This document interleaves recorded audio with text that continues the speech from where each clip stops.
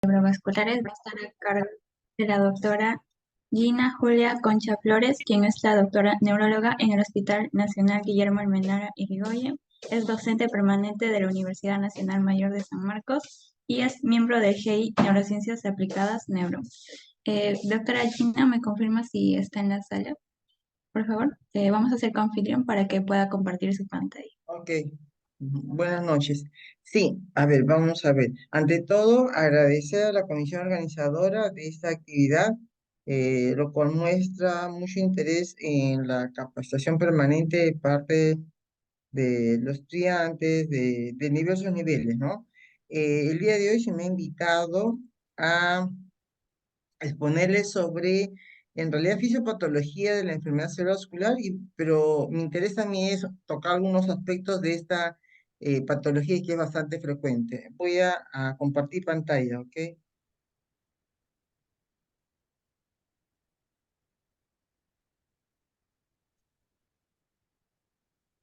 A ver, me vas a avisar si es que se está viendo bien. ¿Se ve bien? Sí, doctora, podemos ver sus Ok, diapositivas. listo. Ok, gracias. Bueno, entonces, una vez más agradecerles. Bueno, bueno, como ustedes ya lo han dicho, docente de San Marcos y hasta el año pasado he estado laborando en el Hospital Almenara, que es un hospital de salud, es un hospital referencial donde se tiene bastante, digamos, ¿no? Bastante población con estas enfermedades, las enfermedades cerebrovasculares. Y en los últimos tiempos también he visto con bastante interés realmente, coincidiendo con este tema de repente, de que a nivel de pregrado y posgrado ha habido varios temas relacionados con las enfermedades cerebrovasculares, como proyectos de investigación por parte de los señores residentes que ya termina su recentado y por parte de un egresado que recientemente ha sustentado su tesis en la Escuela de Medicina, lo cual hace suponer que la enfermedad cerebrovascular, en plural, en singular, comentaremos después eso, es un tema que nos interesa bastante y obviamente por la razón de que es una patología frecuente. Y quizá a lo largo de esta exposición espero que pudiera motivarlos a que tengan ese interés, ¿no? Que sí es interés porque realmente hay bastante que se ha avanzado, pero hay muchas cosas que seguro se van a dar en los siguientes años y en beneficio de la población. Mire, en realidad, enfermedad cerebrovascular es un término bastante amplio para decirle muchas cosas. En realidad, podemos estar hablando de patologías arteriales, de patologías venosas, de patologías que tienen que ver con las enfermedades clínicas, médicas, o pacientes que están como consecuencia de un traumatismo encefalocraniano, ¿no? Las hemorragias subaracnoideas, los hematomas sudorales, etcétera. Entonces, enfermedad cerebrovascular en general, esta definición después voy a hablar, pero la enfermedad cerebrovascular en realidad es una gama de patologías. Por ejemplo, los ginecobstetras pueden ver más trombosis venosa como una forma de enfermedad cerebrovascular relacionado al parto inmediato, o puede ser también los neurocirujanos, etcétera, ¿no? Entonces, el día de hoy la exposición va a circunscribirse a lo que solemos ver por lo menos los clínicos, ¿no? Que es ese grupo de enfermedades isquémicas hemorrágicas ligadas básicamente a patologías médicas, ¿no? No realmente relacionadas a patologías con antecedente quirúrgico o quirúrgico. Eso lo vamos a ir viendo después. Entonces, en general, la enfermedad cerebrovascular como singular es una patología frecuente, ya les he dicho a ustedes, no solamente acá, sino también en otras partes del mundo. Estadística propia no tenemos realmente, excepto que algún estudio de investigación pueda revisar, pues, las datas que obran en el Ministerio de Salud y se puede ir agrupando, ¿no?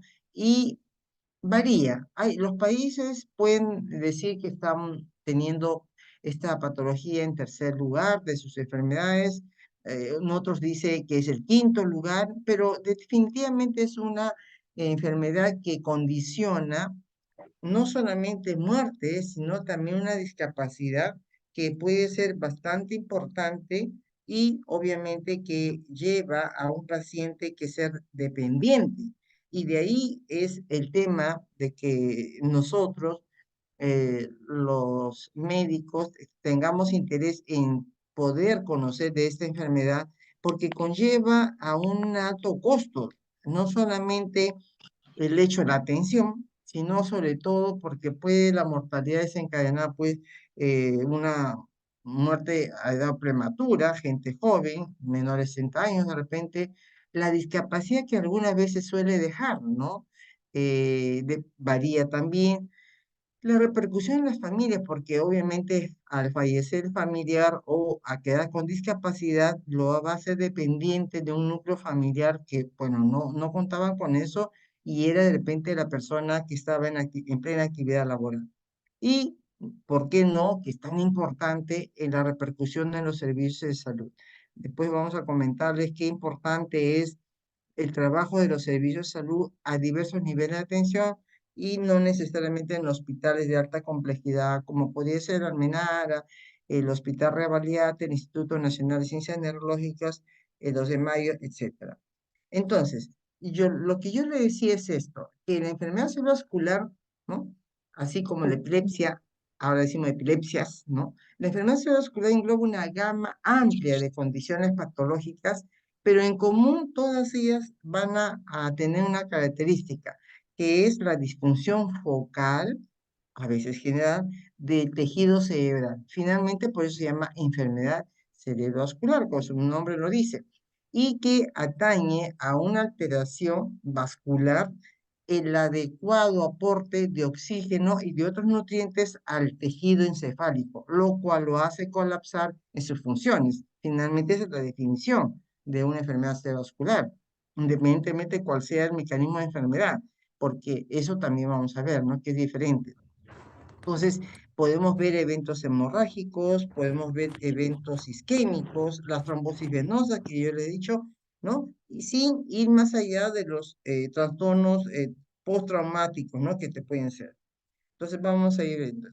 La circulación cerebral es muy importante, está fundamentalmente regado el encéfalo por dos grandes vertientes circulatorios.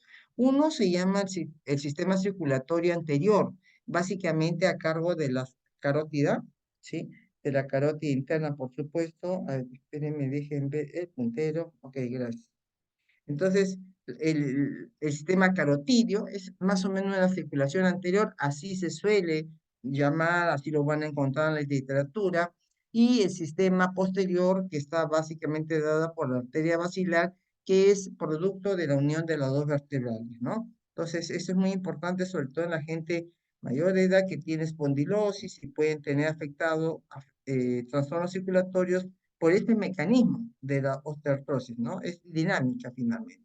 Pero también vemos en gente joven trastornos arteriales a este nivel, ¿no? En ese sentido ahí del avance. Entonces, es lo que vemos acá, la irradiación encefálica está básicamente dada por estas dos vertientes circulatorias, una la anterior, carotidia, y la otra posterior, vertebrobasilar, que con muchas variantes en la base del encéfalo se une y forman el denominado polígono de Willis, que hay variaciones y eso también muchas veces es normal, obviamente, y algunas veces facilita la aparición de lesiones vasculares cuando tenemos, por ejemplo, inadecuado desarrollo, ¿no? De las arterias cerebrales. Entonces, esto también puede ser un factor también de un evento vascular cerebral. Vamos acá a comenzar, vamos a revisar entonces lo que significa el flujo sanguíneo cerebral, que es el sustrato donde, el que tiene que ver con estas enfermedades cerebrovasculares. Este es un sustrato muy importante que tenemos que recordar porque precisamente la milla, el daño que se produce a este nivel es lo que va a condicionar las variaciones de la enfermedad cerebrovascular.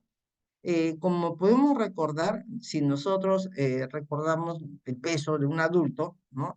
Nuestro encéfalo En realidad, el cerebro es un poco parecido a hemisferios cerebrales, ¿no? Nos hemos habituado a decir flujo sanguíneo cerebral, pero en realidad es flujo sanguíneo del encéfalo, porque el encéfalo está formado por los hemisferios cerebrales y el tronco cerebral y el cerebelo. Pero bueno, es un término que a veces también podemos como poner sinónimo, aunque no realmente lo sea. Entonces, el encéfalo, todo en su conjunto, los hemisferios cerebrales, el tronco cerebral y el cerebelo, pesa aproximadamente 1.350 gramos, lo que significa un 2% del peso de un adulto. Entonces, es un peso mínimo. Sin embargo, su gasto cardíaco, o sea, perdón, el consumo que tiene, representa el 15% del gasto cardíaco. O sea, todo lo que vendría a ser gasto cardíaco, se consume 750 mililitros por minuto. O sea, miren la cantidad de sangre que debe entrar al encéfalo. Por lo tanto, el consumo de oxígeno también es una tasa promedio de 3,5 mililitros por cada 100 gramos y por minuto, lo cual representa el 20% del consumo total. Y en términos de promedios, el flujo sanguíneo del encéfalo cerebral es de 50 centímetros cúbicos por cada 100 gramos de encéfalo o de parénquima por minuto. Entonces, para el peso que tiene, que es solamente el 2%, sus requerimientos de oxígeno son bastante altos, ¿no es cierto? ¿Por qué? Porque el oxígeno es vital para su desarrollo de muchas funciones, que colapsa finalmente cuando este flujo sanguíneo cerebral no es adecuado. Entonces, el flujo sanguíneo es de vital importancia que llegue adecuadamente al encéfalo porque le está llevando dos nutrientes, la glucosa y el oxígeno. Y entonces ya vemos en esta lámina qué tan importante es la necesidad que tiene del oxígeno.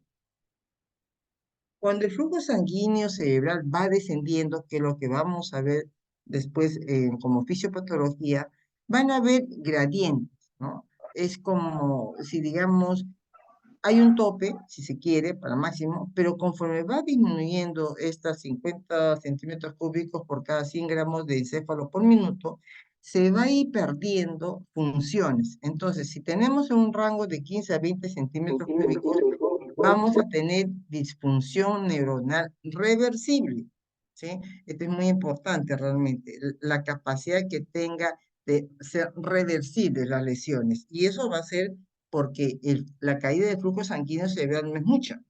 Pero si eso va disminuyendo hasta llegar de repente a menos 10 centímetros cúbicos por cada 100 gramos de parénquima por minuto, ya se va a dar una pérdida de hemostasis celular, ¿no? Y potencialmente muerte neuronal. Entonces, el intermedio que viene este de 10 a 15 centímetros cúbicos por cada 100 gramos por minuto va a indicar claudicación de las funciones cerebrales en consideración del tiempo. Por eso hay una frase que a veces se dice que el tiempo en realidad en el cerebro es oro, porque conforme pasan los segundos o los minutos, es que eso va a ser de mayor o menor repercusión el daño en el encéfalo, ¿no? Entonces, el tiempo es fundamental. Y eso lo vamos a comentar cuando hablemos de las campañas o los trabajos de ictus. Entonces, en el tiempo, es muy importante, ¿no? El tiempo en lo que es encéfalo, cuando existe 10 segundos de estos trastornos isquémicos, se va a dar una pérdida de actividad eléctrica neuronal, ¿no? Con afectación de la síntesis proteica. A los 30 segundos ya falla la bomba sodio-potasio, hay pérdida de la función neuronal. Al minuto ya comienza a concentrarse el ácido láctico, que va a favorecer una ruta metabólica inadecuada y por lo tanto ahí van a generarse alguna serie de elementos que son denominados los elementos que integran la cascada isquémica. Y la cascada isquémica es porque la caída del oxígeno, de los aportes de los nutrientes, ha decaído tanto y a partir de ahí se va desencadenando una serie de eventos que en un momento determinado pudiera no detenerse y eso va a permitir que las fallas se manifiesten, ¿no? Desde el punto de vista clínico sobre todo. Y la reversibilidad también, ¿no? Por eso hay pacientes que pueden recuperarse más rápido y otros que no. Y eso va a depender del tiempo en que se ha desencadenado esta falla, de este colapso, digamos, de flujo sanguíneo cerebral. A los 5 minutos obviamente, ya hay un cambio irreversible, ¿no? En las organelas intracelulares. Entonces hay una lesión estructural que se va a dar intraneuronal, ¿no? Sobre todo el aparato de Golgi, la mitocondria, que es un elemento muy importante en la génesis, sobre todo de muchos procesos químicos que se dan de nutrición para la misma neurona y obviamente del núcleo, ¿no? Este daño puede ser total, irreversible y lleva a una muerte neuronal. Entonces, el tiempo es oro y eso es así de importante. Por eso debemos actuar ante la sospecha de este tipo de lesiones, detectar oportunamente lo que está ocurriendo para que pueda, en lo posible, no darse más daño, ¿no? Otro tema que también debemos considerar es la presión de perfusión cerebral. Esta presión de perfusión, como su nombre lo indica, viene a ser la presión que se ejerce para que el flujo sanguíneo cerebral pueda ser llevado adecuadamente al tejido nervioso, ¿no? ¿Para qué? Para que pueda tener un adecuado funcionamiento metabólico. Esta presión parcial en realidad o presión de perfusión cerebral óptima está entre los 80 y los 100 milímetros de mercurio. Cuando tenemos una presión menor de los 50 milímetros de mercurio, va a implicar una disminución severa del flujo sanguíneo cerebral con el riesgo de isquemia cerebral. Significa que no siempre que caiga el flujo sanguíneo cerebral va a haber isquemia. ¿Sí? Algunas veces allí viene el detalle y quisiera comentarlo ahorita, cuando alguna persona puede tener en alguna circunstancia de origen externo por el cerebro o primariamente en el cerebro, puede haber cambios, por ejemplo, se siente confundido, está con la sensación de que no se orienta bien, está confuso. Realmente el paciente cuando llega al sitio esencial de repente no encuentra nada, pero lo que ha presentado puede tratarse de una isquemia leve, transitoria, ¿no? Lo que ustedes ya han escuchado alguna vez. Entonces, ¿por qué algunas veces el paciente tiene? Y claro que tenemos que creer, ¿no? Al familiar o al paciente mismo cuando está en capacidad de comentar. Pues el paciente puede decir, sí, yo me he sentido confuso, no me daba cuenta de qué se trataba, dónde estaba, ¿no? Y eso sobre todo en las personas mayores, el cuadro confusional puede ser también un síntoma, ¿no? De cuadro de hipoperfusión cerebral. Y es que cuando hemos comenzado a decirles es, no siempre es focal, no siempre es focal. El flujo sanguíneo cerebral, dependiendo del contexto de la persona, etcétera, de repente es hipertenso, es diabético, ya tiene varios elementos de que facilitan la hipoperfusión, de repente esa no es local, sino es difusa, generalizada. ¿Y entonces qué hace? Confusión. Trastorno de conciencia, cuando el paciente hace trastorno de conciencia, no es una lesión focal. Cuando un paciente vean que tiene un trastorno confusional, puede ser un trastorno circulatorio. Por supuesto, usted dirá, pero no tiene falta de fuerza, pero no tiene que tener, porque ahí el flujo sanguíneo es global. Y lo que les he narrado es una persona que ayer, bueno, me hizo una consulta y por los datos que he obtenido, con toda la información, era un paciente de 80 años, hipertenso, diabético, después de un procedimiento, logra sentir estas molestias de confusión y evidentemente alteraciones para poder orientarse adecuadamente, es llevado al hospital, la tomografía normal, ya en la casa se va restableciendo, ¿no? Una isquemia leve, transitoria, pero ha sido generalizada porque la confusión es algo más global, ¿no? Entonces es muy importante porque a veces nos confundimos, creemos que el paciente siempre debe tener un déficit motor focal, ¿no? De hecho, izquierdo, no siempre. Entonces acá lo que tenemos que comentar es cómo se desarrolla el metabolismo, ¿no es cierto?, a nivel del encéfalo, ¿no? ¿Qué es lo que viene a ser el desarrollo del metabolismo en forma oxidativa? Es decir, el consumo de la glucosa bajo un proceso de fosforilación oxidativa. Es lo normal. Esta lámina dice esto es lo que sucede normalmente. Entonces, vemos, ya hemos comentado, de que se produce un consumo, pues, de oxígeno y de glucosa. Estos dos elementos son de vital importancia porque ambos van a facilitar, por un lado, que se genere, ¿no? Los metabolitos, los nutrientes necesarios a través de sustancias, ¿no? Que son necesarios para poder, digamos, desarrollarse adecuadamente la mitocondria, ¿no? Eso es por un lado del oxígeno. Y por el lado de la glucosa, por cada molécula de glucosa en condiciones normales, se van a producir 38 moléculas de ATP. Y el ATP es obviamente un elemento energético. Entonces, cuando no se da, si no llega glucosa adecuadamente al encéfalo, no se va a llegar a producir estas 38 moléculas de ATP por cada molécula de glucosa. Por lo tanto, su capacidad energética cae. Y si la capacidad energética cae, es allí donde vamos a ver las consecuencias, ¿no? De los trastornos que solemos ver, pues, lo que llamamos las enfermedades cerebrovasculares, isquémicas fundamentalmente, pero también en las hemorrágicas, ¿ah? Porque las hemorragias, si bien no dice sangre, pero la sangre te altera también el parénquima donde están los vasos y te altera esa circulación y por lo tanto hay isquemia. Por lo tanto, la hemorragia suele ser más clínica, más aparatosa, porque se suma el factor hemorrágico, edema, más la isquemia, ¿no? Ok. Entonces, esta lámina es para decir, recordarnos el proceso de fosforilación oxidativa normal en la cual el consumo de oxígeno nos lleva a los adecuados nutrientes, digamos, para nuestras células, las neuronas, y la caída de la glucosa es que no nos va a hacer posible la producción de la cantidad de ATP, el que es encargado de llevar la energía para nuestro adecuado desarrollo. Entonces, en este caso, la glucólisis, la fosforilación oxidativa, cuando no se da en ausencia de oxígeno, ¿no es cierto? No se van a producir estos procesos, estos elementos metabólicos y se va a dar una vía anaeróbica. Esta vía anaeróbica lo que va a producir que la glucosa ya no vaya bajo una ruta normal, sino lo que se va a ir a formar lactato.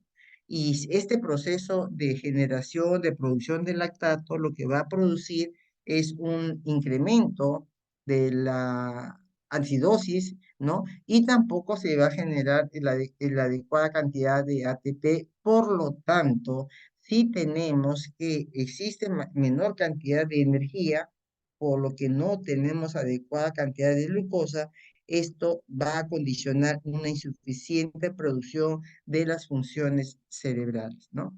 Entonces, acá tenemos una lámina, esta literatura es muy interesante, esta lámina viene de la literatura anterior, por si a alguien le interesa.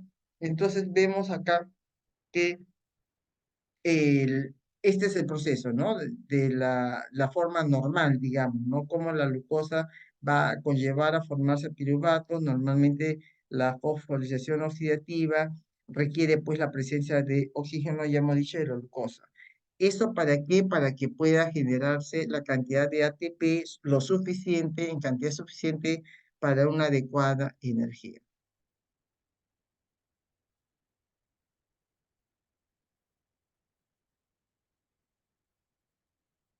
A ver, me colgué.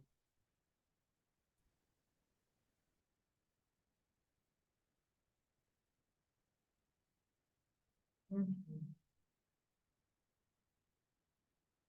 Ok, muy bien, gracias. Entonces, lo que vamos a desarrollar ahora en estos momentos son ya más detalladamente, las anteriores tres láminas era para decirles dónde es que está la falla, por qué se produce la falla y ahorita vamos a precisar unas cosas más. En la primera lámina que tenemos acá, tenemos una lámina, un esquema en realidad, ¿no? De un ACV isquémico que es básicamente lo que vamos a ver hoy día, ¿no? Ya les he comentado que la enfermedad cerebrovascular existe una gran gama de patologías, pero obviamente lo que vamos a hoy día a comentarles es sobre el ACV isquémico y el ACV hemorrágico. Sobre la nomenclatura enfermedad cerebrovascular, accidente cerebrovascular, ataque cerebrovascular, y algunos que les gusta de repente la terminología, el stroke, el ictus, etcétera. Entonces, es mejor hablar de un evento cerebrovascular también, porque el accidente como que suena a trauma, ¿no? Pero obviamente debería usarse en castellano accidente cerebrovascular, que es más o menos lo que vendría a ser como stroke. ¿Ok? Entonces, vamos a ver la forma isquémica y fundamentalmente esta, porque, y en sus variaciones, y el hemorrágico, ¿no? Es un esquema en este caso.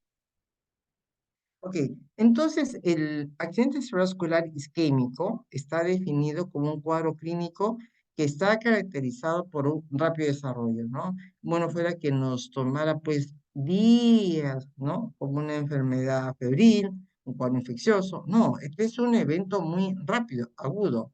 Y generalmente es lo que estábamos comentando, que los síntomas son focales, pero no se olviden que a veces pueden ser globales. En los mayores de edad puede darse esto y la expresión es cuadro confusional. No tanto el coma de repente, lo muy severo sería, claro, si está en tronco cerebral, pero ya puede darles también alteración de conciencia, que dura más de una hora generalmente, ¿no? Y se nota causa aparente que origen es vascular. Entonces, a veces contamos con una imagen, con una ayuda diagnóstica radiológica de un infarto agudo, ¿no? Aunque un infarto viene a ser un término patológico, bueno, así se describe, pero es un término patológico. En realidad, desde la aparición de la tomografía por allá del año 81, cuando llega al Perú, evidentemente ha cambiado, ¿no? Nuestra aproximación diagnóstica, porque antes podíamos decir eventos vasculares isquémicos a muchas patologías que ahora ya sabemos con la clínica, que es muy a veces es hemorragia, ¿no? Y la tomografía es fundamental. Obviamente no va a ser materia de que yo les comente sobre esto, pero de hecho la imagenología, bueno, los radiólogos dicen que no es imagenología.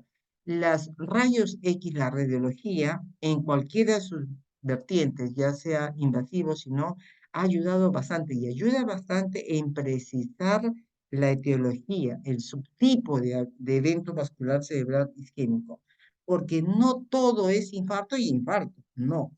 Yo quiero acá comentarles, porque después les voy a seguir comentando sobre la fisiopatología, pero quiero acá decirles un tema que es bastante importante y que en realidad hasta hacía, aunque esta clasificación, miren ustedes, lleva ya muchas décadas, no se ha estado utilizando mucho.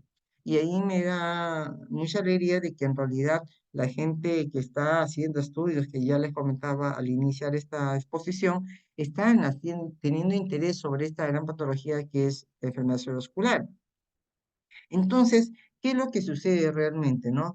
Que tenemos que tener una idea de que no todo, si bien en los 5 grupos van a verse los mismos hallazgos fisiopatológicos, todos estos 5 grupos, cada uno de ellos tiene una particularidad para, en las características no solamente clínicas, sino también el mecanismo de enfermedad, ¿no? La etiopatogenia, lo que vendríamos a decir. Entonces, esta clasificación, todas, que es generalmente la que debemos ya usar con regularidad, que así debe estar definido en nuestros pacientes, es un gran grupo de aterosclerosis de grandes vasos, ¿no? Que es generalmente que solemos ver con mayor cantidad. Dependiendo de la capacidad tecnológica que puede tener un centro asistencial, vamos a tener el segundo subtipo de evento vascular isquémico. Para algunos es el indeterminado y otros es el cardioembolismo. ¿Ok? Entonces, eso va a depender de los hospitales. ¿Por qué debe ser el acceso a los exámenes diagnósticos, creo yo? Es mi opinión. El tercero, generalmente suele ser la oclusión de pequeños vasos, lo que se llama, perdón, infarto lacunar, ¿no? El cuarto forma, que no necesariamente más frecuente, yo diría puede ser menos frecuente, este no es el orden de frecuencia, sino como está dado, es el inhabitual. El inhabitual es el evento vascular isquémico en el cual no es, digamos, es raro. Ese es el sinónimo. Es un evento raro, poco frecuente, inhabitual. Y el 5 es indeterminado porque en algunas estadísticas llega a ser hasta 25%. Es decir, por más que ustedes han tenido el acceso en sus hospitales de precisar por qué ese paciente ha tenido este evento vascular isquémico, ¿no? Es muy importante saber el subtipo porque así es que ustedes van a plantear un esquema terapéutico para ese subtipo con la finalidad de evitar o reducir la recurrencia, que es el gran problema de los eventos vasculares cerebrales, la recurrencia. Entonces, hay varios estudios que están haciendo, por ejemplo, la gente que recién egresa, etcétera, sobre la recurrencia. ¿Cuáles son los factores de riesgo de recurrencia? Y mucho tiene que ver con el subtipo de evento vascular isquémico.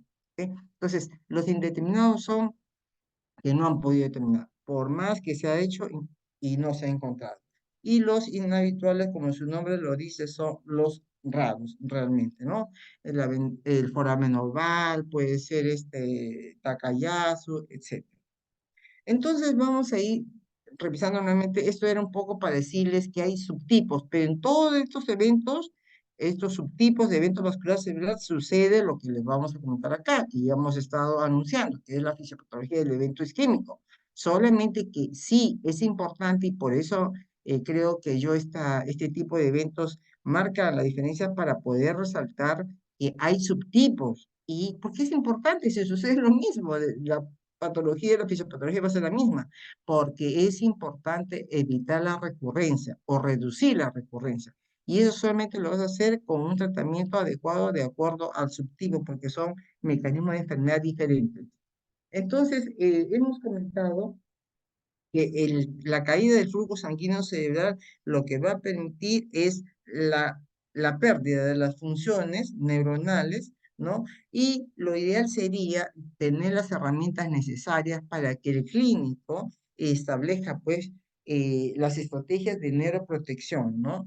En realidad, hay algunas formas de que de repente se han establecido como evitar la presentación de eventos, pero también, si no, por lo menos la recurrencia.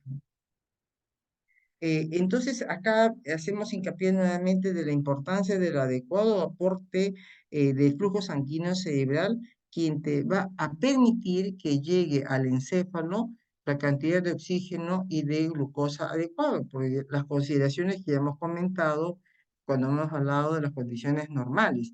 Eso va a permitir que se lleven a cabo los procesos neuronales en forma regular y sobre todo el intercambio de iones sea el adecuado, porque algunas veces vamos a encontrar iones que al ingresar a la neurona la lesionan más y favorecen su muerte neuronal, ¿no? Entonces, cuando desciende el flujo sanguíneo cerebral, ya sea focal o globalmente, se produce una isquemia. Y estos eventos van a generar que, por un lado, ¿no? A nivel cardíaco, puede haber una necesidad de aumento de gasto cardíaco, puede haber una vasoconstricción periférica, con la finalidad que pueda darse una mejor o un incremento de la presión parcial del oxígeno, ¿no es cierto? Y, eh, y pueda darse una vasodilatación que pueda aumentar el flujo sanguíneo cerebral. Entonces, cuando esta caída del flujo sanguíneo cerebral, por lo menos debajo de los 20 centímetros cúbicos por cada 100 gramos de parénquima por minuto, va a originar una zona de penumbra isquémica, que es un término para decir, que es un término muy conocido ya hace mucho tiempo, que es una área de tejido donde aún hay células nerviosas viables que si bien están colapsando, tiene trastornos, digamos, energéticos, hay disminución de su metabolismo, sin embargo, esta zona es viable y esto va a ser más viable en la medida que la circulación colateral sea la adecuada, ¿no? Y esa es quizá la diferencia de unos pacientes con otros. Entonces, luego de que ha caído el flujo sanguíneo cerebral, se desencadena pues una serie de procesos que van a producir la disminución de la energía, ¿no? Claro, al bajar la glucosa ya no se constituyen las moléculas adecuadas del ATP. Esto va a producir, como ya les he comentado, la caída, ¿no? Esto también va a generar, esta caída de energética va a alterar el adecuado funcionamiento de la bomba sodio-potasio y esto van a producir más anoxia cerebral. No solamente es eso, sino que puede el sodio mismo, por ser un elemento hiperosmótico, jalar más agua a las neuronas. La entrada del calcio, que es un elemento muy tóxico, por ahí también hay terapéuticas sobre este tema, van a condicionar un mayor daño a las mismas neuronas. Hay un proceso de respuesta inflamatoria que va a haber, ¿no? Entonces van a producir daño y muerte celular.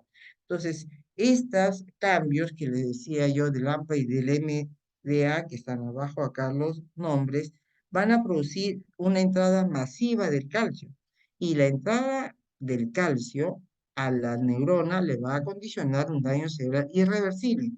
Por eso algunas veces ustedes habrán visto seguro que se usa antagonistas del calcio, ¿no? Con esa finalidad. Claro, lo usamos, pero ya se está produciendo, pues, a nivel neuronal el daño minutos antes, horas antes de repente. Entonces, esto va a permitir de que se den las lesiones neuronales en la zona tanto de la penumbra isquémica como en las zonas más adecuadas. Esta es una lámina un poquito compleja si se quiere, pero lo que quiere mencionar es la cantidad de radicales libres que van a producirse en la isquemia, ¿no? Entonces, acá tenemos facilitación del edema citotóxico con la entrada del sodio mismo, ¿no? Y obviamente del calcio que es al ingresar a la célula, pues la va a producir un daño bastante alterado realmente. Entonces, se van a generar una serie de cantidad de radicales libres, lo cual va a generar pérdida de la permeabilidad selectiva de la barrera hematoencefálica y van a generarse la introducción de sustancias tóxicas al sistema nervioso central. Cuando tenemos esta zona de penumbra, obviamente la periferia, pero la zona de mayor daño del flujo sanguíneo y todas las implicancias, digamos, energéticas, de los radicales libres, etcétera, se produce en el centro de la zona infartada la necrosis del tejido neurológico, lo cual hace suponer que eso ya es irreversible.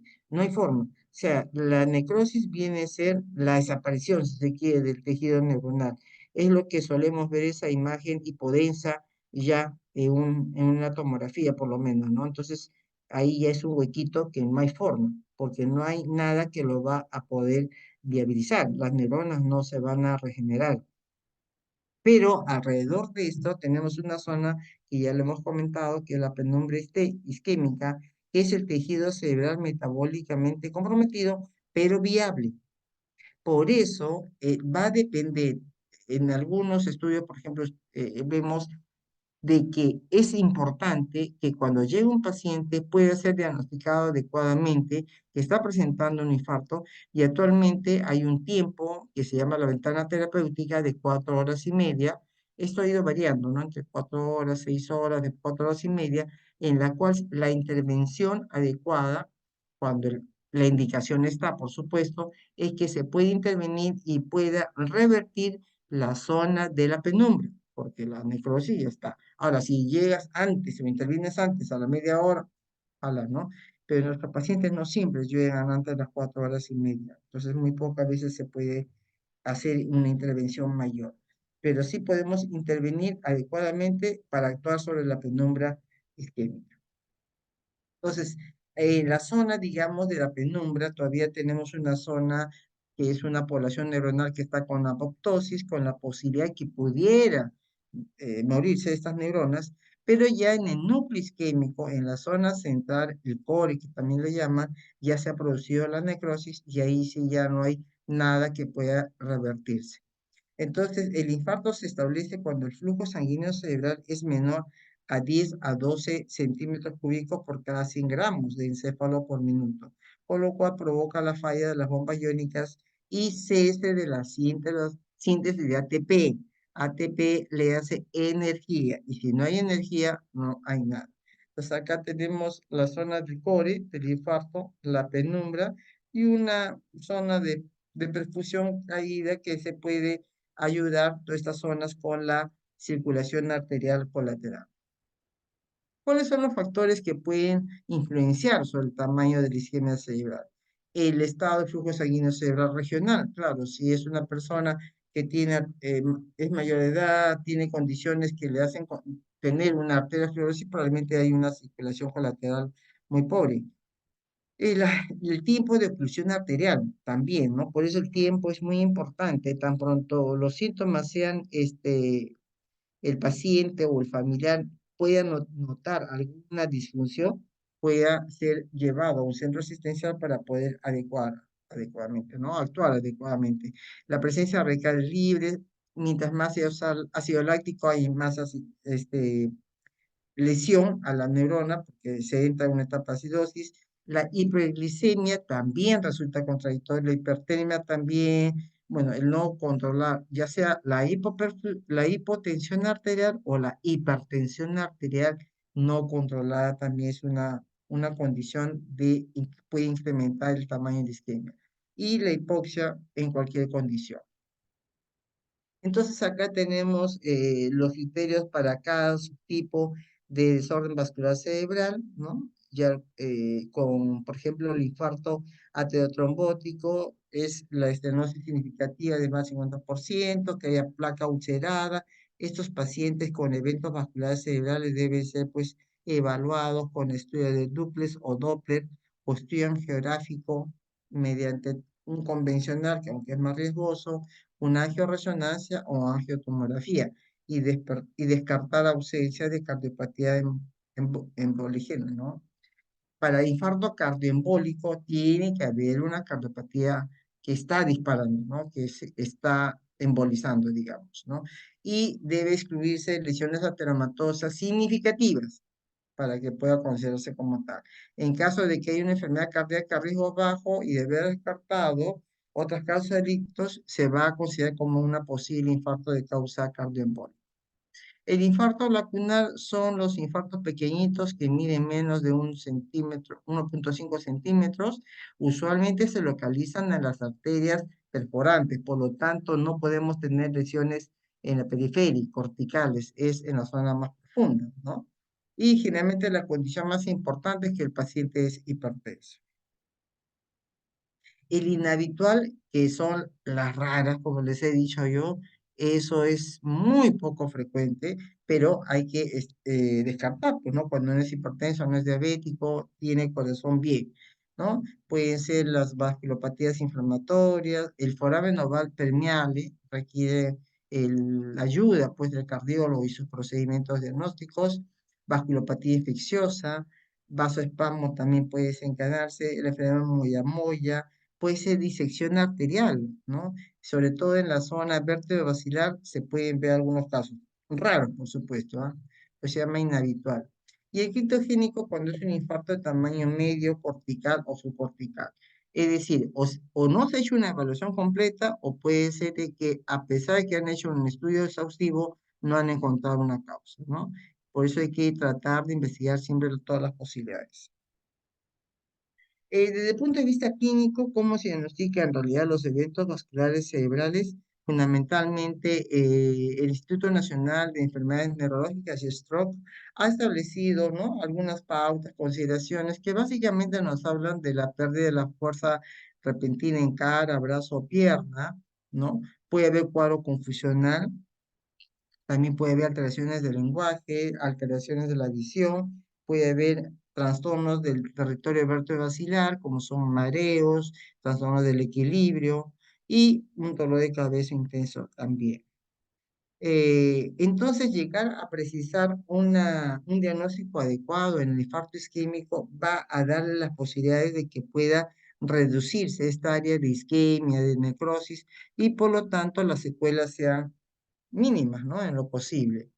Para esto, seguro que si algunos de ustedes trabajan ya en un centro asistencial, en los centros de en las áreas de emergencia de estos centros asistenciales, de segundo o tercer nivel de atención, está establecido un sistema ICTUS, así se llama, que no solamente de Perú, por supuesto, ¿no? Sino de diversas partes del mundo, donde están, digamos, con la sospecha de un evento vascular cerebral, el paciente desde su domicilio va a ser trasladado a un centro asistencial para un adecuado diagnóstico y un tratamiento oportuno. Esta escala que se establece es la escala del Instituto de Salud americano, es una escala que se llama NICE, es una escala con la cual se entrena a las personas, ¿no? Está ya familiarizado a las personas que hacen emergencia probablemente, pero no solamente los hospitales nacionales, sino los hospitales de segundo nivel que puedan referenciar a estos pacientes oportunamente en los casos de isquemia antes de las 4 horas y media. Entonces se van a unas puntuaciones diversas que van a identificar si el paciente no tiene ni un déficit ni cero, tiene un DBC leve, que es usualmente menos de 4 o hasta 4, uno considera, y más de 20 un déficit grave. Y esta es la escala, ¿no? La escala me permitió ahí, no la van a ver probablemente, pero sí motivarlos para que la puedan conocer después y cómo se puntualiza. Claro, no hay que ser necesariamente neurólogo para poder, pero sí por lo menos si estás trabajando en una emergencia, el emergencista se habitúa a recibir estos pacientes, ¿no? Porque tiene que pasar la voz inmediatamente al especialista, en este caso un neurólogo, quien se va a encargar de plantear una trombolisis, es decir, en los infartos trombóticos, con una escala de NIS, digamos, mayor, 4, 5, etcétera, es que pueda indicarse. Y hay una serie de indicaciones como también no indicaciones. No todo paciente con evento vascular isquémico también se tromboliza, no. Y yo creo que, por ejemplo, el paciente que tiene un déficit neurológico leve, si el paciente rápidamente ha mejorado, si tiene un déficit muy extenso, no se va a trombolizar, ¿no? Obviamente si la tomografía te hace pues plantear de que hay una hemorragia intracerebral, que tiene que ser lo primero que tiene que hacerse si el paciente no tiene la presión arterial controlada, si su glucosa está muy alta, si las plaquetas están muy bajas, etcétera. Entonces, eso es un tema bastante importante de conocer. Ok, y vamos a terminar esta exposición con lo que viene a ser el evento vascular hemorrágico.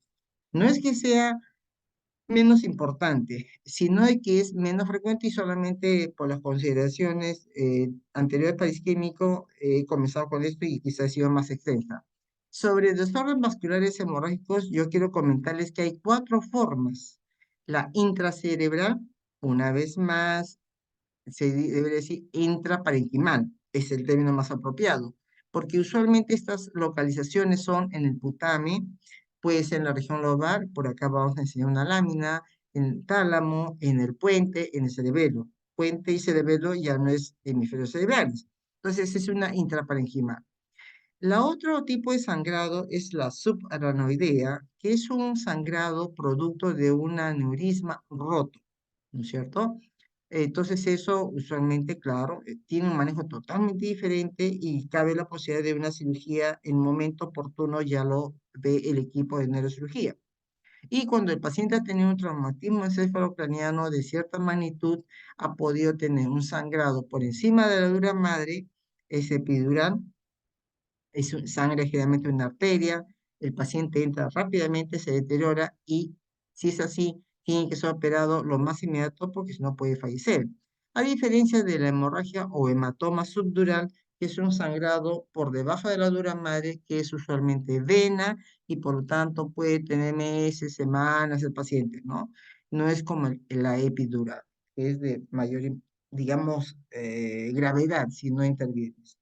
La hemorragia cerebral puede ser de 2 tipos. Una hemorragia primaria, que es usualmente la que se asocia a hipertensión arterial o una angiopatía amiloidea, y que viene a ser, pues, en ambos casos, tanto la esclerosis, la aterosclerosis, en el caso de hipertensión arterial, o la angiopatía amiloidea, depósitos de amiloides, van a lesionar, ¿no? Van a condicionar ruptura de la íntima de estas arteritas chiquititas que están penetrando usualmente las zonas, digamos, de los ganglios basales, la zona profunda, ¿no? De los hemisferios cerebrales. En ambos casos se produce un sangrado. Esa es la hemorragia, digamos, espontánea, primaria. Para diferenciarla de la hemorragia cerebral, o intraparenquimal que se asocia a ruptura de anormalidades vasculares como las malformaciones arteriovenosas, no es aneurisma. Los tumores cerebrales, mientras más malignos, pueden sangrar y los trastornos de coagulación, porque el paciente recibe anticoagulante, porque el paciente tiene una enfermedad hematológica que puede ser plaquetopenia, etcétera. Entonces son consideraciones a tomar en cuenta. En los casos de la hemorragia intracerebral, en realidad intraparenquimal, ¿no? Ya hemos dicho por qué se produce esta ruptura y acá lo que se va a producir fundamentalmente es la fuga, ¿no? La presencia de la sangre en tejido, pues así, se abre, ¿no? Disculpen ustedes la expresión, es como si un río que rompe los cauces y se va a terrenos por aquí y por allá, no tienen territorio vascular muchas veces, ¿no? No es como el infarto isquémico. Entonces acá vemos la inundación de la sangre y por eso quizá algunas veces se piensa que es más aparatoso y eso va a depender porque hay sangrados chiquitos también. Entonces se da por la ruptura pues de esta arteria íntima producto generalmente de la depósito amiloideo o de la lipohialinosis de la hipertensión arterial crónica. Entonces, estos sangrados se van a producir, pero como ya les decía, el hecho de que tenga sangre que no está en los vasos, sino en el parénquima, lo que va a producir es incremento de la presión intracraneal. Y si incrementa la presión intracraneal, disminuye el flujo sanguíneo cerebral. Y por ahí va a producir algún grado de isquemia, pero ahí no se va a intervenir como en el infarto isquémico, pero sí hay una hipoperfusión, entonces se suma el factor de la sangre que inunda el parénquima y la hipoperfusión producto de los vasos alterados, presionados por la sangre que está llegando ahí, ¿no? Entonces es doble, digamos. Por eso se hace la clínica mucho más aparatosa, aunque no siempre lo es, pero ese es el sentido, porque se da isquemia cuando se trata de una hemorragia, ¿no? Entonces, la hemorragia en realidad, ¿qué es lo que también preocupa? De que las hemorragias no son estáticas. Las hemorragias crecen y crecen en la medida que van pasando las horas o los días y va a sumar edema cerebral mayor, edema de tipo vasogénico, no citotóxico como en el infarto isquémico, en donde entraba por el metabolismo que falla el agua, ¿no? Está mal, el sodio hace que se hinchen las neuronas. Acá no, lo que va a producir es de que el agua, líquidos, todo se va a inundar y no solamente el tejido intraneuronal, sino extravascular, y eso va a condicionar a un incremento de la presión intracerebral, y eso hace que el paciente se deteriore en las siguientes horas. Ingresa estable y al día siguiente está peor y después puede estar peor, ¿no? Y eso es producto del incremento de la presión intraparenquimal, que no siempre tenemos capacidad tecnológica, ¿no? De poder monitorear lamentablemente. Y eso sí, es importante desde un comienzo ir haciendo el monitoreo de nuestras funciones vitales que en cierta forma nos pueden decir de cómo está nuestra presión intracraneal, ¿no? Ya sea que la presión suba o que la frecuencia cardíaca baja. Entonces, la hipertensión arterial aguda también puede hacer, ¿no? De que se asocie a una expansión del hematoma y eso hace que el paciente se deteriore en las siguientes 24 horas. El edema, en realidad, como decíamos, va creciendo, puede durar hasta los 5 días realmente, de tal manera de que la sangre, y va a demorar el tiempo en que la sangre desaparezca, y esto va a demorar más días. Pero en ambos casos, tanto la isquemia cerebral como la hemorragia cerebral, ambos van a producirse alteraciones neurológicas mayores, dependiendo si es un infarto extenso, obviamente, y si es una hemorragia extensa, también. Ahora, obviamente, tanto para el infarto isquémico, para el hemorrágico, la hiperglicemia es totalmente lesivo, ¿no? Tanto así que hay escuelas que usan insulina para manejar la hiperglicemia porque puede generar un edema cerebral mucho mayor. ¿Cierto? Entonces, dependiendo de la expansión, de la localización, de cómo se está dando el sangrado intraparenquimal, es que se puede producir, ¿no? Se produce pues la disrupción, ¿no? En el parénquima de todo el tejido lesiona pues muerte neuronal y eso reduce, como les he comentado, la presión de perfusión, ¿no es cierto? Ya sea regional o global, y eso también genera alteraciones, al igual como el infarto isquémico, de proceso de oxidación, cambios de potencial de membrana, entrada de sustancias tóxicas, como si fuera un infarto isquémico, ¿no? Acá unas láminas donde les enseño que es una hemorragia putaminar. Es una hemorragia y es chiquita, pero produce probablemente una hemiplegia densa por la zona, ¿no? Acá tenemos una hemorragia lobar, su nombre lo dice, se llama porque generalmente corresponde más a la sustancia blanca, ¿no? En un territorio, en este caso el lóbulo frontal. Pero no es que el lóbulo esté afectado, sino la sustancia blanca de un área de ¿no? Con un gran edema, por supuesto. Acá es una hemorragia pontina, ¿no? Del puente, ¿no? Bastante grande, el paciente debe estar seguro o, o en coma. En conclusiones, entonces, las enfermedades cerebrovasculares, por eso es en plural también, son un grupo heterogéneo. Cuando ustedes hablan de enfermedades cerebrovasculares, ¿a qué te refieres? A los eventos isquémicos, eventos hemorrágicos, las trombosis venosa, etcétera. Es un grupo heterogéneo con alto impacto en la salud pública, ¿no? El grupo de los ACV isquémicos es el de mayor número de casos, siempre es así. Y lamentablemente la recurrencia, no es que no ha sido materia de la exposición mía, pero tenga mucho hincapié en que debemos como médicos evitar o reducir la recurrencia. Y ahí creo que no estamos yendo mucho, ¿no?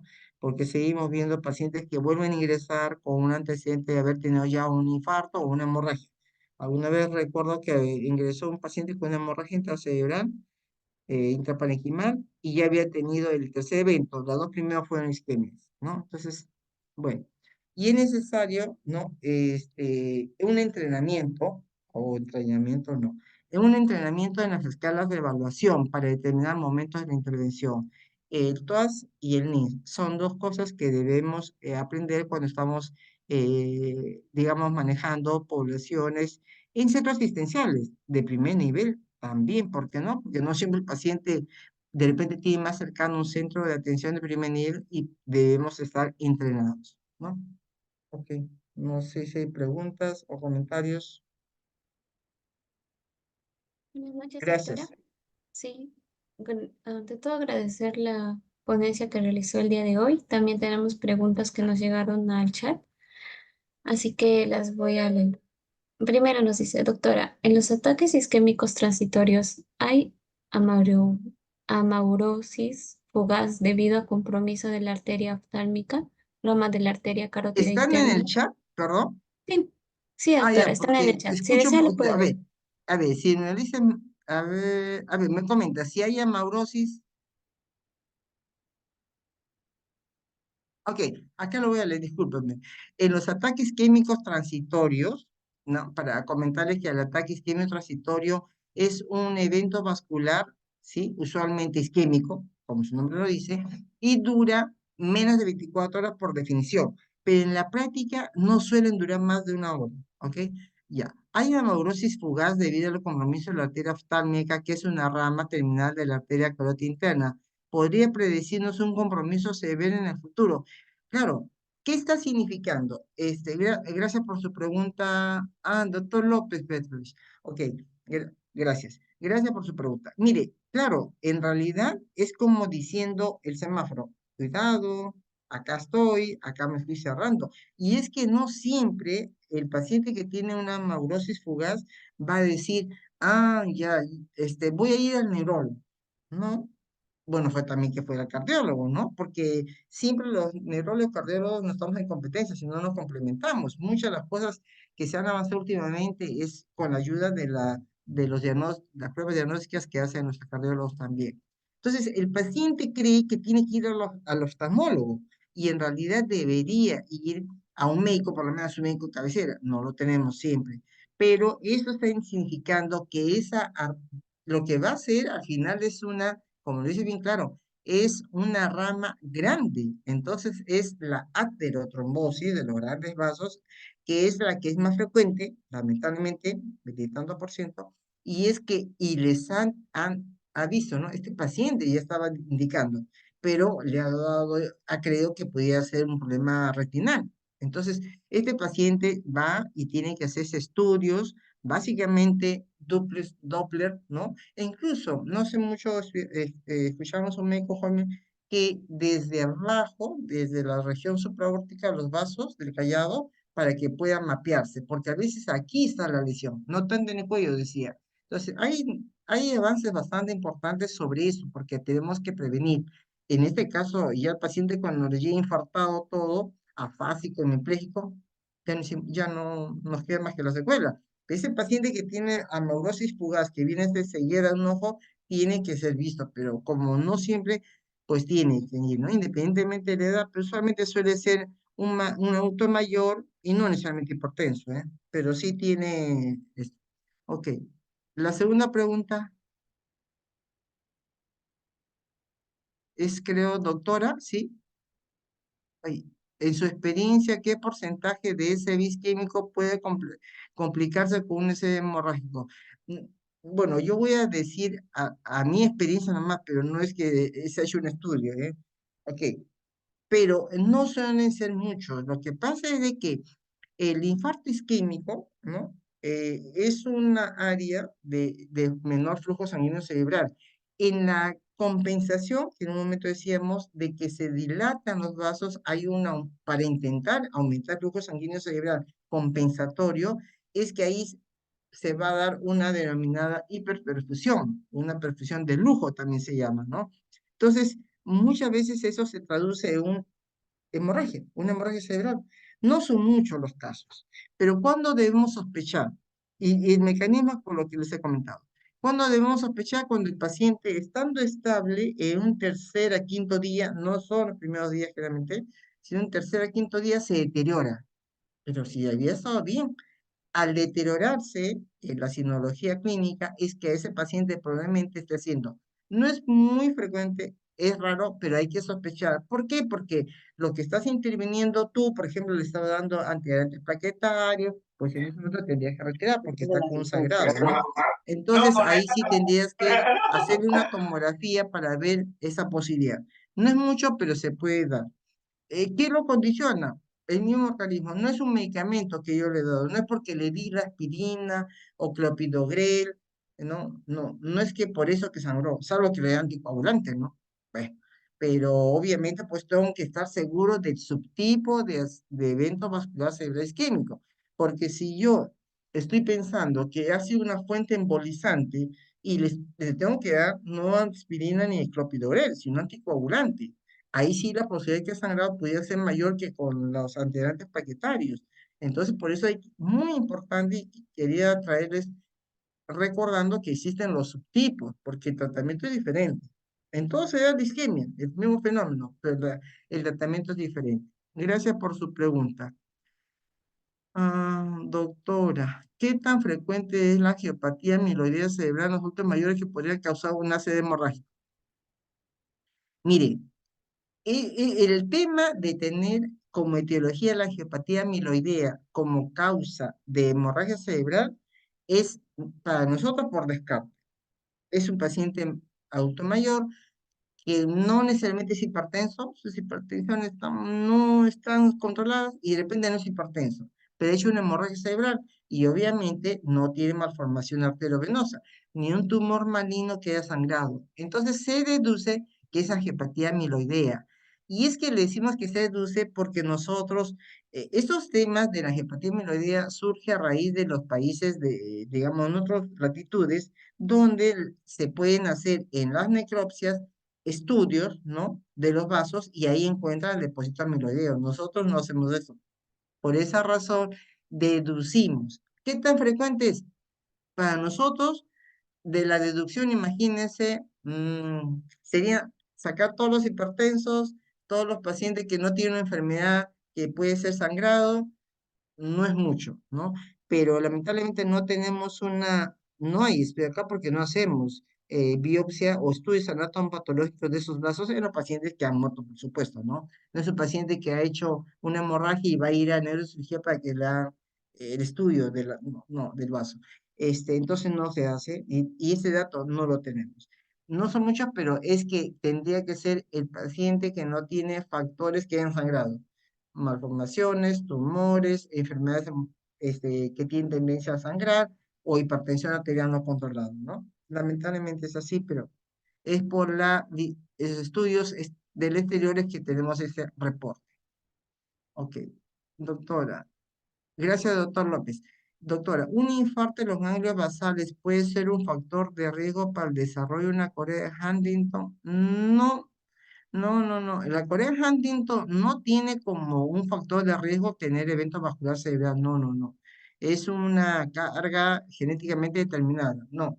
Lo que sí puede ser, pasó, tuvimos es raro, es poco frecuente que, bueno, no es que la zona sí se puede afectar, ya les di justamente en la lámina última, vale para el infarto isquémico, vale para ese caso de la hemorragia que les comentaba yo en los ganglios basales, cercanamente, a veces el paciente no tiene afectación motora, no tiene déficit motor, porque no ha afectado el brazo posterior de la cápsula interna, sino ha afectado estos núcleos, ¿no? De los ganglios basales que tienen que ver con estos fenómenos que te dan como expresión clínica los movimientos involuntarios, ¿no? Los síndromes coreicos, la atetosis, más que corea. Entonces el paciente comienza, bueno, cercanamente siempre, ¿ves, no? Quizá uno más acucioso, un tío llegó y estaba qué raro, y tenía un movimiento atetósico. Él había hecho una lesión isquémica y que había tenido atetosis. Entonces, la pregunta sería, un paciente que debuta bruscamente, porque las enfermedades de la Corea de Huntington, la atetosis como enfermedad degenerativa, son pues de inicio progresivo, perdón, de inicio insidioso y curso progresivo en los tiempos, en los meses, en los años y Corea Huntington, por supuesto, aparte de demencia. Pero los pacientes que bruscamente le hacen movimientos involuntarios, sin necesidad de que tenga déficit motor, puede estar unilateral, ¿no? Puede estar haciendo un infarto.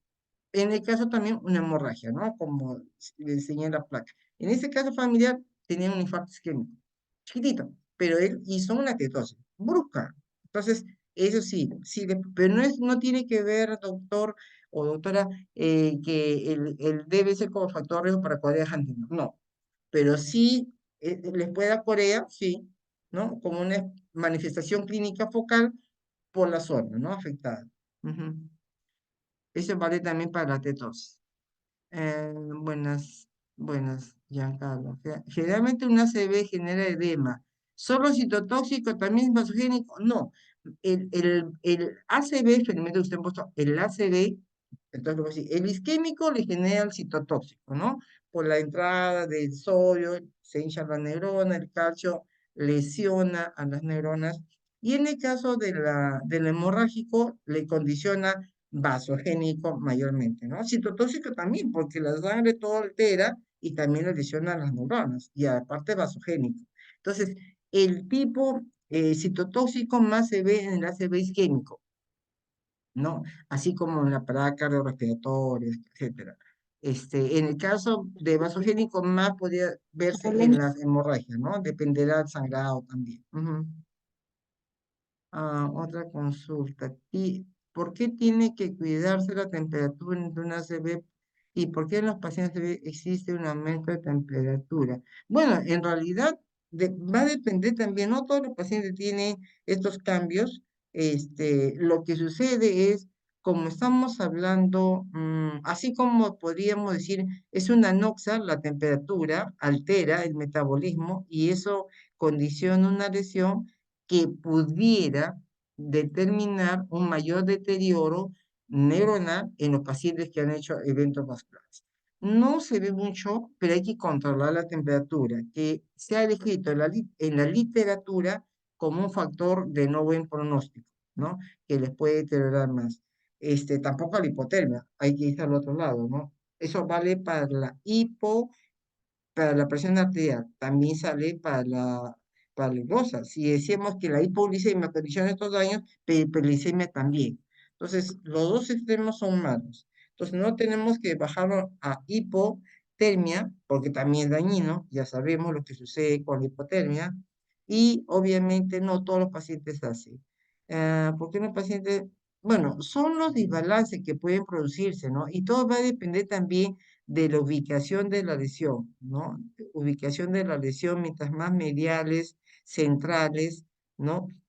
O mediales de tronco en la parte diencefálica pudiera darse más estos cambios, sobre todo de la temperatura.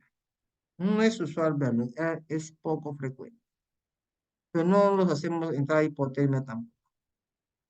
Doctora, la parálisis de TOT como diagnóstico de enfermedad, la, la, la parálisis de TOT como diagnóstico diferencial de SB isquémico, ¿cuál sería su fisiopatología? A ver, alguien, aquí, ¿qué entienden por parálisis de TOT? Jessica. Sin prender pantalla no importa. ¿Me puede decir qué entiende por parálisis de TOT?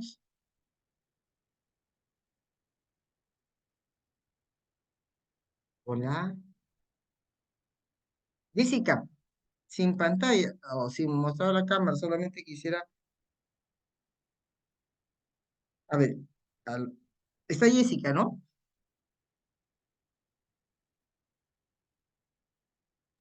Jessica.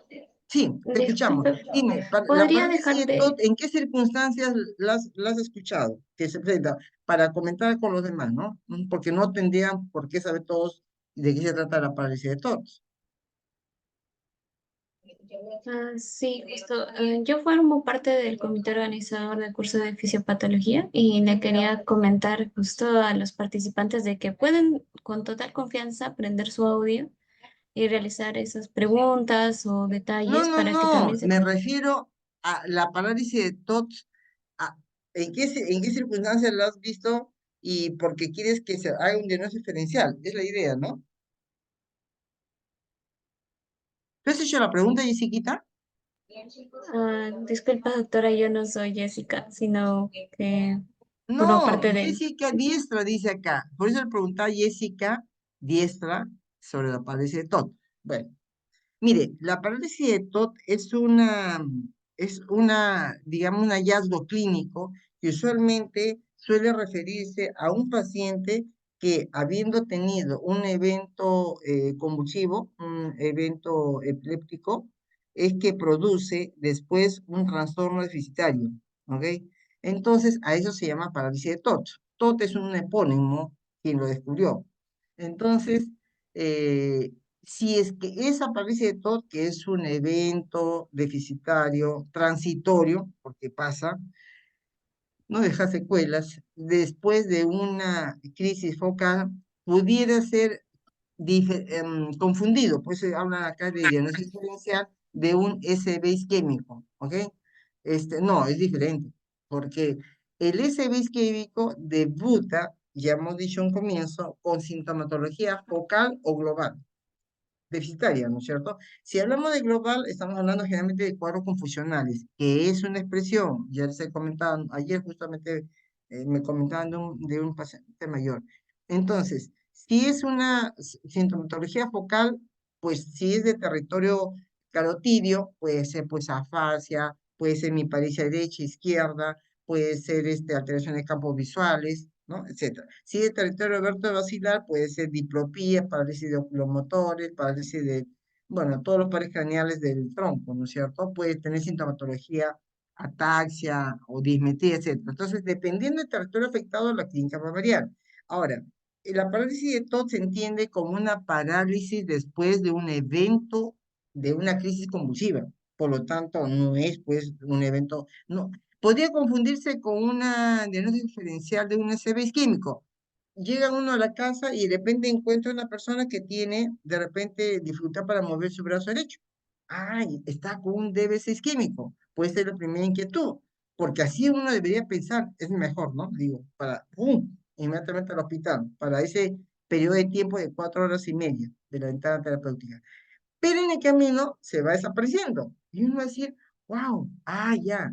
Es lo que la doctora Gina Concha dijo que hay, bueno, yo no lo he dicho, no lo he comentado, pero la literatura dice que no había trombolizarse cuando la sintomatología es pasajera y transitoria. Pero hablando después con el paciente, no, ¿Qué pasó? Ya no tienes. No, primero me hizo así el brazo. O sea, nos describe una crisis convulsiva focal. ¿Me dejó entender? Ahí sí se puede confundir. Pero para eso, como más de una vez les digo a mis pacientes, doctora, pero es que me han dicho que tiene que ser una tomografía o una resonancia. No. Yo sé que en todos los órganos es igual, pero en el sistema nervioso la historia clínica es fundamental, porque si no, el plan de trabajo me sale muy grande. Entonces, la historia clínica me dice de que este paciente, no, yo tuve, primero se me movió y después ya no podía ni hablar. Claro, porque es en el lado derecho, soporte, ¿no? De repente queda con fascia y con parálisis. Ah, ustedes han pensado que es un déficit isquémico, lo lleva a emergencia, y la parálisis de TOT es temporal, pasa rapidito.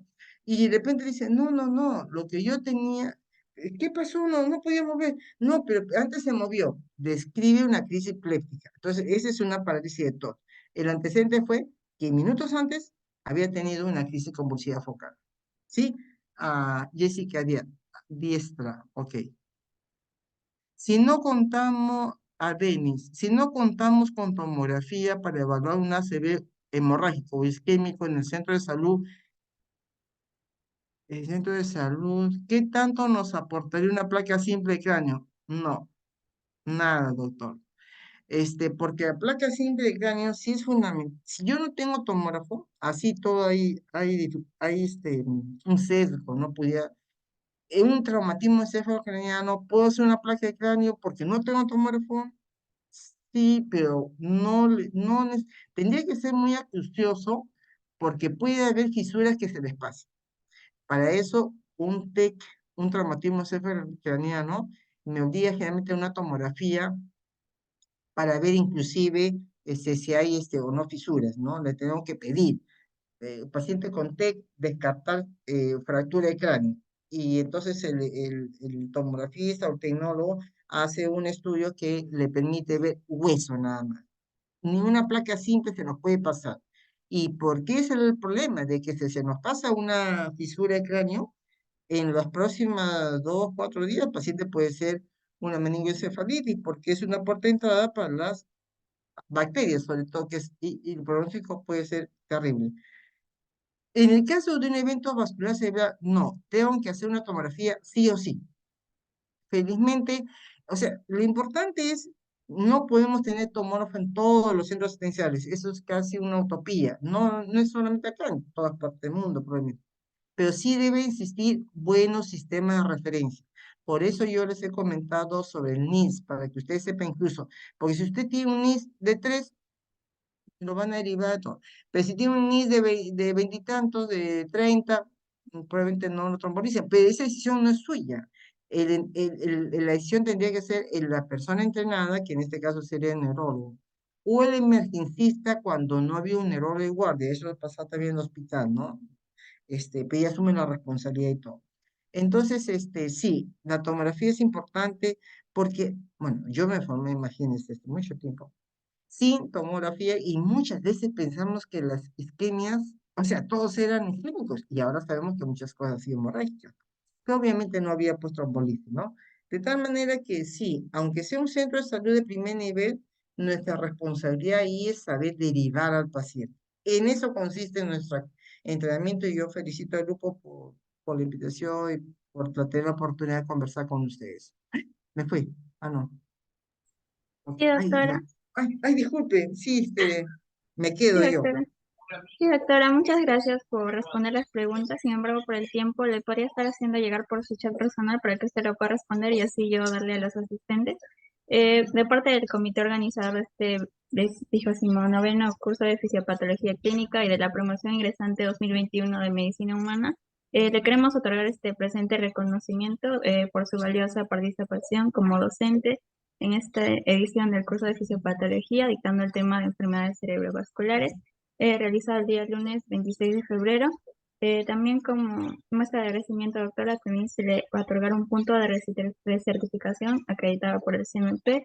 Y una vez más, doctora, muchas gracias por poder apoyarnos con el dictado de este tema y le estaré enviando a su chat el presente reconocimiento. Muchas gracias. Ok, gracias Ada y gracias a todos los presentes por su interés y bueno, hay que seguir adelante y siempre tratar de capacitarnos por el bien de de nosotros mismos. Cuídense. Buenas noches. Buenas noches, doctora. Muchas gracias.